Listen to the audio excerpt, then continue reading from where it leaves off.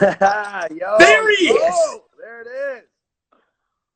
Doing a Schmo in the Pro quarantine style. How you doing, the Maverick? I'm doing good, man. Just staying locked down, man. It's kind of crazy out there right now. You back home in Washington? Yeah, I'm in Washington. I'm out at the Chiesa compound, out in the woods, staying away from people. I see you getting the skateboarding back. Yeah, dude. That was like my thing growing up, man. I love skateboarding, man. It's like the first love of my life. So I'm like, with all the gyms closed down, it's funny. I go lift weights at like a certain time every day, and I just went outside the gym I lift weights at, and I was skateboarding. I was like, this is so weird. I'm going to throw one at you right now. Not Yeah. necessarily skateboarding, but rollerblading. Are you more of a Team X Blades or a Team Pup and Suds kind of guy? Oh, X Blades. Sell out to the sponsors. I see how it is. Oh, yeah. Were you a fruit booter, Schmo? What do you think? You seem to have good cardinal knowledge of the rollerblades. We went to a few skate parks Oh, in the dude, Schmo's time. you gotta bust out the blades and post a video then, dude. You're inspiring the Schmo. We might do something. We might. What else are you gonna do? You can't go to any UFC fights. Everything's locked down. You might as well dust the blades off and hit a couple tricks or something. Maybe we'll do a couple of trick shots, but talk to me for a second. The last time we saw you in the Octagon, January 25th, UFC Fight Night against RDA, the co-main event, you cut your post-fight interview short. You called out one guy and one guy only, Colby Covington. Oh, yeah. Since then?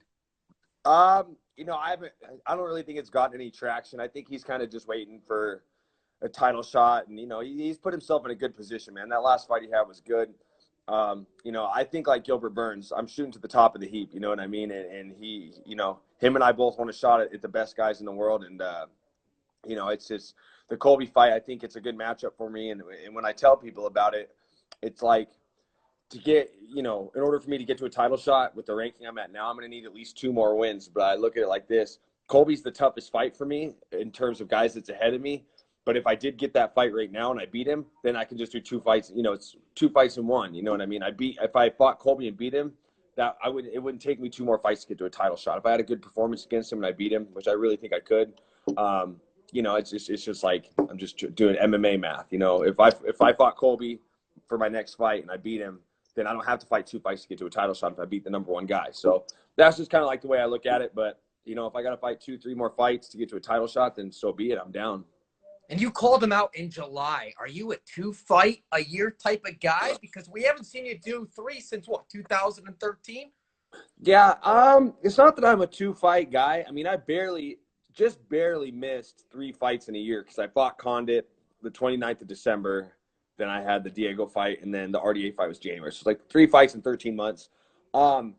I could see myself, I don't know, with everything going on right now, if, who knows what's going to happen with everything going on with the coronavirus, with scheduling and the events coming up, how things are going to transpire. But I'm wanting to fight this summer. But if it makes sense, yeah, 3 fights. I'm the type of guy where I do train year round. I'm always in the gym, but when it comes to my training camps, I put in long camps, man. It's usually about 12 weeks of preparation, 8 weeks of hard training camp. Like I like to there's a reason why these last 3 fights I've won, and it's because I feel like it's because I've been this structured. I've had these long camps. We've broken the opponents down. We've had so many specific training sessions and partners and things like that. So we'll see. 1 for sure, 1 more for sure this year. If we can squeeze in 2, then yeah, I'm down. I know you called out Gilbert Burns, but the number 5 ranked guy is also Stephen Wonderboy Thompson. You'd be open to a matchup with him. I'm open to a matchup with anybody that's ahead of me. You know what I mean? That's the goal, man. I've gotten this far. I've been in the UFC for a while. It's been 8 years since that I've been in the UFC. So I'm really trying to get what I feel I deserve, and that's a title shot. I'm just trying to fight the guys that are ranked ahead of me. The Gilbert. I think me and Gilbert Burns, it's not that I'm calling him out. I like the guy, but I think that him and I at some point, we're on a collision course. You know what I mean? It's like, styles make fights, and you can kind of see how the UFC matches their fights. I think at some point him and I are going to get matched up against each other, and I'd rather have it be when we're both ranked and we're making a good run than have it be when we're unranked. You know what I mean? That's, in my opinion, that's probably the toughest matchup for me out there is Gilbert Burns. And that's something that, awesome guy. I've always had good interactions with Gilbert. He's an awesome dude. We'll make a great fight when the day comes for sure. Both of you are excellent grapplers, but you're both not afraid to stand and bang on the feet. It's a great match. No, we saw that, dude. That punch he landed on Damian Maia, that was perfect technique, man. That was I was happy for him, man. That was the passing of the torch, you know what I mean? And that was a good fight for as short as it was. There was a lot of good grappling exchanges, good exchanges on the feet, and he earned that win, man. It's his time now for sure. This is Michael Chiesa, the Ultimate Fighter, season number 15 winner, man. What's the communication been like for you and the UFC right now? Has Dana been communicating to you? Hunter, who's been talking to you, if anyone? I've been talking to Dana. He reached out. I think he reached out to a lot of us. Just want to check on us and see if we were okay and how our families were and things like that. Yeah, it's been good. You know what I mean? I'm not really reaching out and trying to push for a fight or anything until we just get through this 2-week thing. You know what I mean? Like I need the gyms to open up. Like I'm still able to get some training sessions in with my team, like privately. You know what I mean? But I'm not able to do my strength conditioning. My jiu-jitsu gym's closed. Like the boxing gym's closed. Everything's closed. So I need before I'm able to start adequately preparing for a fight. I need things to start opening up. You know what I mean? And so I can get back to normal business and. But the communication's been great. I think when this whole thing ends, I think my plan is I want to head down to Vegas, put in like 10 days to 2 weeks down at the PI, start building that base to get ready for a training camp. But the communication's been good. Shout out to my manager, Daniel Rubenstein. If he's out here watching, he probably is, a little creep. How many guys can you get together and what kind of training can you do during this quarantine time? It's just kind of tough, man. I mean, I'm playing it safe. You know what I mean? Like things got pretty crazy here in Washington. Things have mellowed out a little bit. So I'm trying to avoid being like a big training room with a bunch of guys. So I'm usually there's usually me and Sam Cecilia and, a couple of my other teammates. We usually just have we've had only a couple 4-person practices. Just kind of trying to stay loose and just keep the machine oiled and moving, you know what I mean? So, that's just what it is. We're not trying to get these big gatherings, get the whole gang together and start training. We're kind of doing blocks, you know what I mean? We'll have a couple guys come in at a time. I think today my time will be in the afternoon. So I'll just probably have a couple guys going over some things to stay sharp and stuff. But in the time that I'm not training with all these other gyms closed, I'm probably just going to be at the skate park, just kind of, reliving my childhood memories, I guess. Picking up those hobbies, getting some fresh air. Now, I know it's not final, but we can all anticipate it. If this coronavirus subsides, it's going to be at the top of the heap in your division. It's going to be Usman versus Jorge Masvidal. How do you see that one playing out? Oh, I'm biased. I'm very biased. I think it's Masvidal's time, man. He's rolling right now, and I think Usman's going to be his toughest test because Kamaru's good. He's an amazing wrestler, and he's gotten away. Usman's been able to get away from his wrestling, as we saw in the Covington fight, and really focus on his stand-up. I don't think that would be a good idea for Usman to stand and trade with Masvidal. But we'll see what happens. But I'm a big Jorge fan. He's super tough. He handed me my first pro loss back in 2013, so. You always want the guys, whether you've won or lost to a certain person, you always want those guys to do good. You know what I mean? It makes you look better. I had a good fight against him. I want to see him win the title because it's it'd be cool to see a guy that I got to compete against become a world champion. I think that'd be great. And speaking of that former division of yours, the lightweight division, are we ever going to see you fight in the lightweight again, by the way? No, man, I'm way too big. Yeah, it's for me, I'm not into the really big weight cuts. And so in order for me to have a good weight cut at 170 or at 155, we're talking, I'm having to diet and kill myself to get down to 170, to maintain 170. And that's just too much for me now, man. It really takes away from my training, having to just focus on cutting weight and running all the time. And I'm never really focusing on technically getting better. I'm just always worrying about shedding a couple pounds so I can sleep well at night. I think 170 is my home. And a lot of people always ask me, they're like, you know, if they did a 165 and like a 175, would I go to 65? And I absolutely not. I'd go 75. You know what I mean? I'm really enjoying the feeling of being able to go into a fight week and feel good, have a good cut. I'm enjoying the training camps. I'm able to train hard. I'm able to push hard. I'm able to grow. At 32 years old, I'm still evolving, and I just don't think that would happen if I was still fighting at 55. So those 155ers, fifth time's the charm. We thought it was going to happen. Tony against Khabib. We're not going to jinx it still. In your heart, do you think that fight's going to happen? Dude, it has to happen. Like, it's driving me nuts. Like, for one, we all know why we want to see it. There's no way that fight's going to be boring. I mean, we're talking clash of styles. I mean, those guys are destined to fight each other. And, you know, it just has to happen. But if this whole coronavirus thing kiboshes this fight again for a fifth time, it's like, dude, I think it's just time to move on. I think, and I hate saying that, you know what I mean? But I really hope that they find a way to make it happen, even if it's just a one fight card. If they just did Tony and Khabib, just those two, pay-per-view, one fight on an island, on a boat, in the air, on Mars, call Elon Musk, whatever, SpaceX, Space Force, make it happen. That's all we need, just that one fight. People will put the $65 out just to see that one fight. 100%. And if the UFC smart, if you did that, you know, you could do like the countdown show leading up to it as part of the pay-per-view. You could make it like an hour and a half long event with it being one fight. You know what I mean? You could find a way to make it happen. So, you know, we'll see what happens, man. Dana's a phenomenal promoter, dude. He knows what he's doing. So we'll see what happens. The Dogville asked a question for you right here. You put in the comment the most special and emotional moment you've lived in the UFC. Which is that, Chiesa?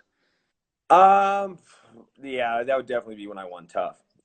That was a wild ride, man. That was quite a journey that I went through to win that thing. And the finals were actually on my mom's birthday. So it was like, you know, you want to talk about capping off a wild run, 13-week season, injuries, 3 fights in 4 weeks. You know, when me and Al got done with the show, we both had to have knee surgery afterwards. Like we laid it on the line for 3 months, and, you know, I got to compete against my teammate who I respect a lot, and I got to do it on my mom's birthday. So I'd say that was definitely, that's the peak. I think I know the only thing that could ever top it would be winning a world title. So if I want to relive that moment again, that's what I got to do, and I'm very motivated to do it. And then the Schmo's known you've gone over to Strong Island to train with your new pal. Yeah. I have family. I have family over in Long Island. My cousins live over there, and so it's always good to go over and visit them. And that was kind of part of my plan was I was supposed to go to a wedding in May, in New York, in Manhattan for my fiance's cousin. And I just don't know if that's going to happen anymore. But that was part of my plan, was to stay a couple extra days, go over and see my cousins, go spend some time training with Al and hang out and go see the Strong Island boys, him and Aljo. And we had fun, actually, when I worked the Rio Rancho card. Me, Aljo, and Al, we trained every night that we were there. We trained like 3-4 nights. It's good to reconnect with those guys, man. That was a special time in all of our lives. And I'm glad that there's a few people that I went through that experience with it. You know, I feel like I'll have a lifelong friendship with. So it's pretty cool.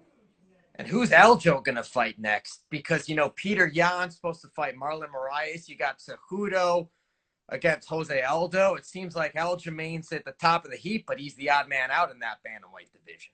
Yeah, he's kind of put himself in a weird spot, and it's a bummer because he's on a good run right now, man. And I might be a little bit biased. I like Aljo a lot. I think he should be the next guy. But I think that he should fight Corey Sandhagen. I think that's a good matchup for him.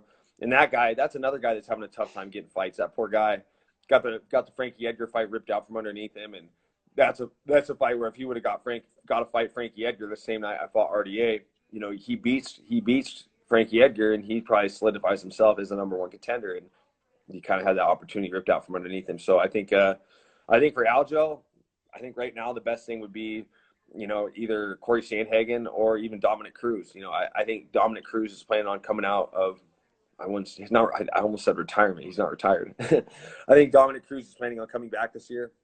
So I think either of those fights those would be good fights for Aljo. Dominic Cruz coming back. Hopefully we see it. Yeah. Yes. Now, what's the one thing we've had, about a week in quarantine? What's the one thing you say you've taken for granted, but you kind of rekindled the flame with now that you're in quarantine? Maybe something that you didn't think you had time to do, but now you've had time to do it with this time off. Chores, laundry. I have so much clothes to put away. I don't know, this quarantine thing, it wasn't so bad last week, but I have a feeling this week's going to get rough. You know what I mean? I think that the cabin fever is really going to start to set in, and literally I live in a cabin. So this is, yeah.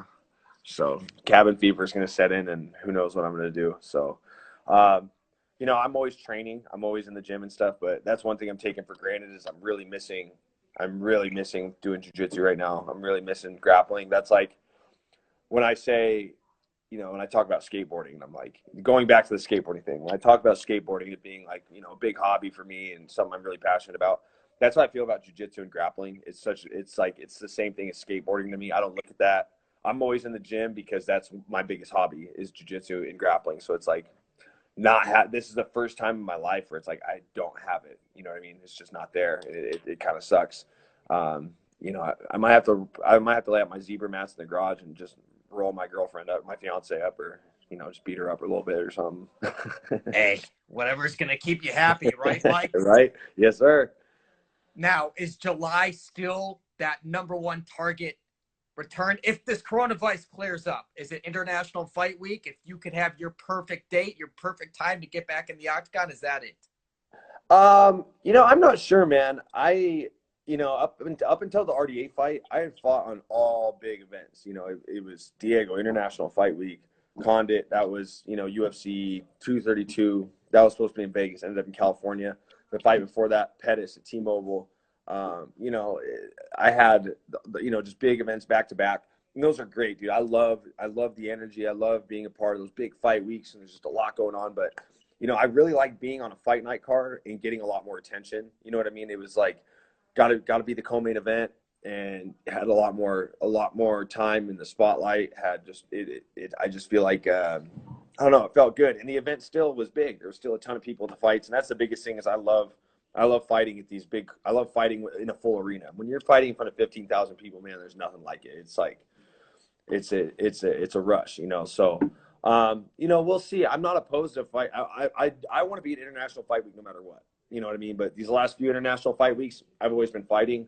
You know, maybe this year I'll just go as a guest, you know, hang out, do the festivities. But, you know, I like July. We'll see how this whole coronavirus thing pans out. You know, I got to make sure the gyms open up so I can adequately prepare. You know what I mean? You know, like I said, I'm sticking to the formula that I've had these last 3 fights, and that's been long training camps, lots of preparation, lots of focus. So, July is not out of the question, but we just need this whole coronavirus thing to just pan out and be done. We appreciate his time. He's 17-4, the #8 welterweight in the world. What's your one final message? Not a final message. We're all living. We're all breathing. We're all happy. What's your one message to all those right now that, you know, that are feeling a little down that they're in quarantine mode? How do you cheer them up, Mike the Maverick? You know, my final message would just be, you know, just to stay positive, and all bad times come to an end. That's one thing I've always learned is it doesn't matter how tough times can be. They come to an end before you know it. Just stay positive. Try to stay as productive as you can, you know, and just stay quarantined. Don't go around passing the virus. Tough times don't last. Tough people last. And no one talks bad about Chiesa. Schmo's got his tire and iron ready. We'll go headhunting if we have to, Michael. Deal. See you, brother. He's the pro. I'm the Schmo. Quarantine style. We're out.